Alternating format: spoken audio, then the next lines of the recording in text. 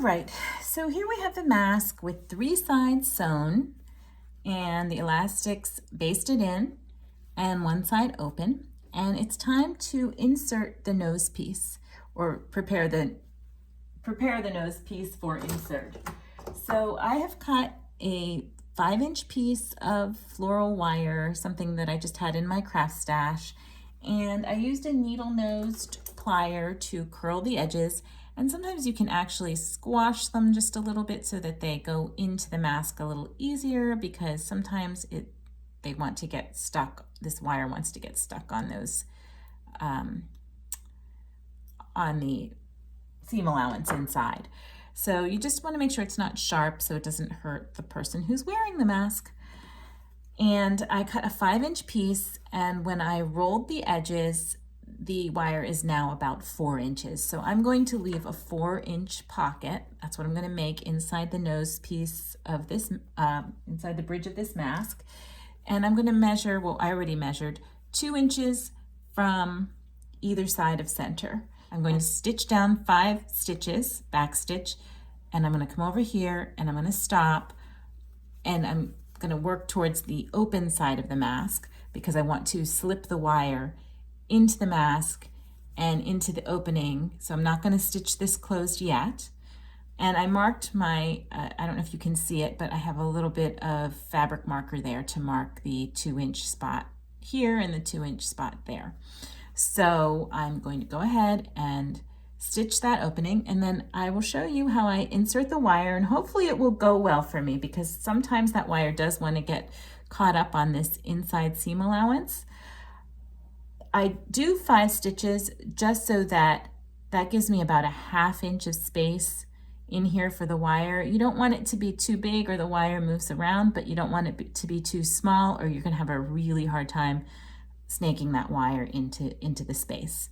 So another trick is that I use the markings on my needle plate here on my sewing machine to kind of guide the edge of the mask so that my line is straight.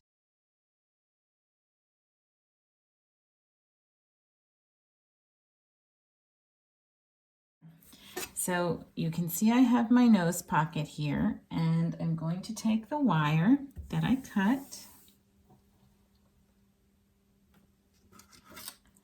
and I'm going to slide it in through there, and I'll do all my trimming at the end.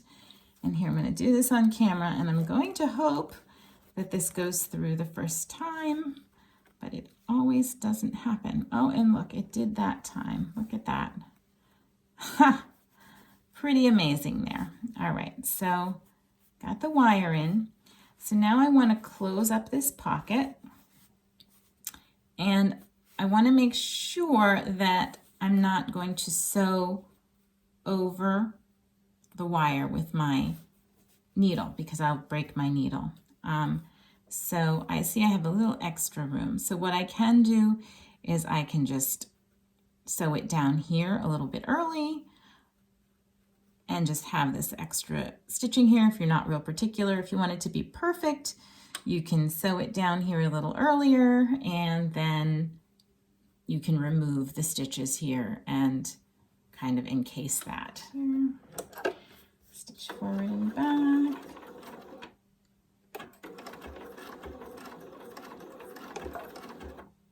And cut. See, I have the wire in there. It's not perfect, but it works. It's good. It's good enough for me. And so what I'm going to do is I'm going to close up this open edge now. And to do that, I just sort of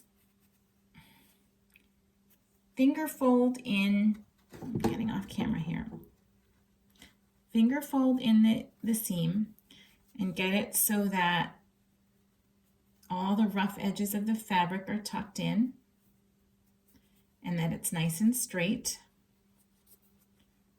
And then what I'll do is usually tack it in with a pin.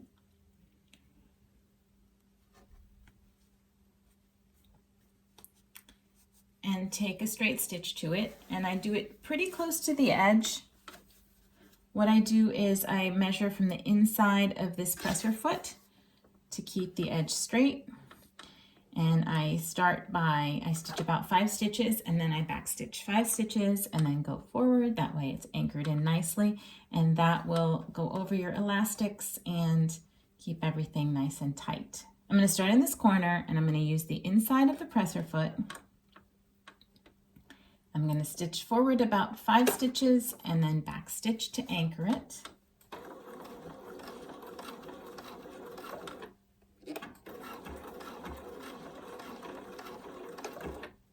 And then I'm going to go all the way to the edge and I'm going to just follow along with the inside of the presser foot.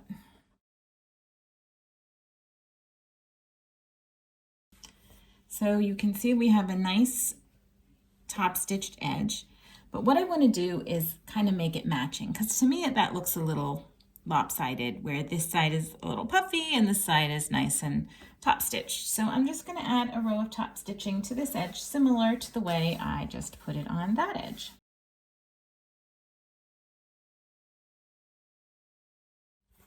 I don't like to stop with just the one the one row of top stitching.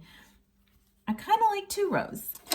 Sometimes I do a decorative stitch, and I've done that here on this mask. You can see kind of that fun stitching on the side, and on this mask I did a similar a different decorative stitch, but a similar fashion.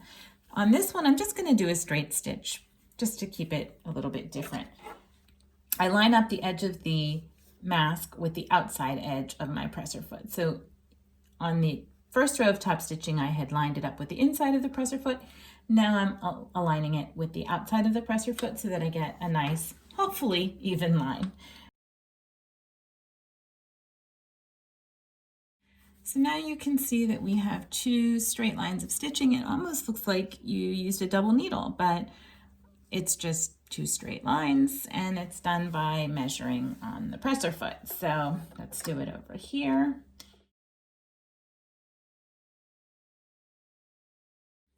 And again, you have 2 relatively straight rows of stitching, and the whole mask has a very finished look. So I like doing those edges. And that's it. That's your mask.